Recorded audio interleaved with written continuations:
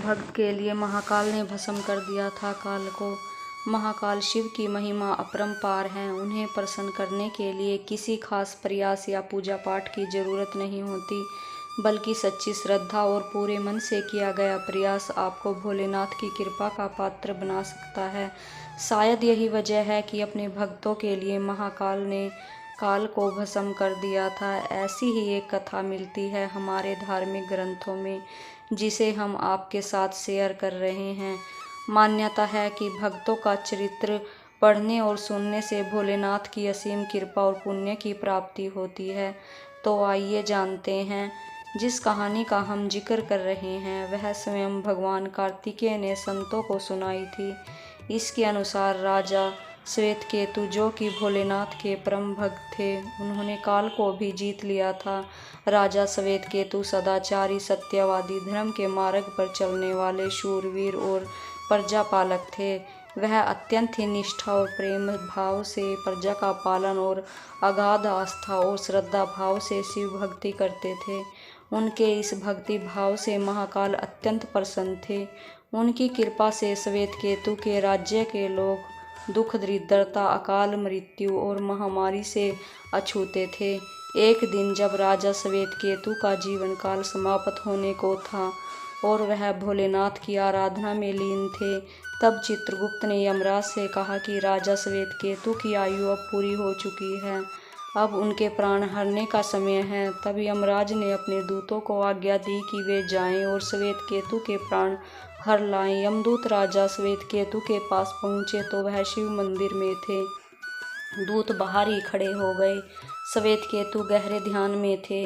बहुत देर हो गई, न श्वेतकेतु का ध्यान टूटा, न यह दूत हिले। दूत बिना अपना काम किए खड़े रहे। जब वे वापस नहीं पहुंचे तो यमराज ने विलंब होता देखा तो कालदंड संभाला और खुद चल पड़े। दूतों के आने में देरी होने के चलते यमराज स्वयं ही राजा श्वेतकेतु के प्राण हरने पहुंचे, लेकिन वहां उन्होंने देखा कि वह तो महादेव की साधना में लीन है। अब तो वह सोच में पड़ गए कि इसके प्राण कैसे हरें। उन्होंने सोचा कि यह अभी पूरी तरह शिव पूजा में डूबा है, इस स्थिति में शिव पूजा का उल्लंघन नहीं किया जा सकता। तब वह भी बाहर ही खड़ा हो गया। उधर जैसे ही काल को इसकी सूचना मिली तो उन्होंने तलवार निकाली और शिव मंदिर में जा घुसे। काल ने देखा कि राजा श्वेतकेतु अभी भी भगवान शिव की लिंग स्वरूप के सामने बैठा ध्यान मगन है।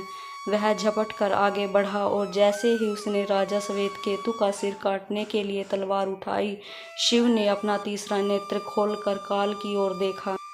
भोलेनाथ का तीसरा नेत्र खुलते ही काल वहीं राजा श्वेतकेतु के सामने जलकर भस्म हो गया। थोड़ी देर बाद जब राजा श्वेतकेतु का ध्यान टूटा, उन्होंने अपनी आंखें खोली तो राख में बदल चुके काल को देखा।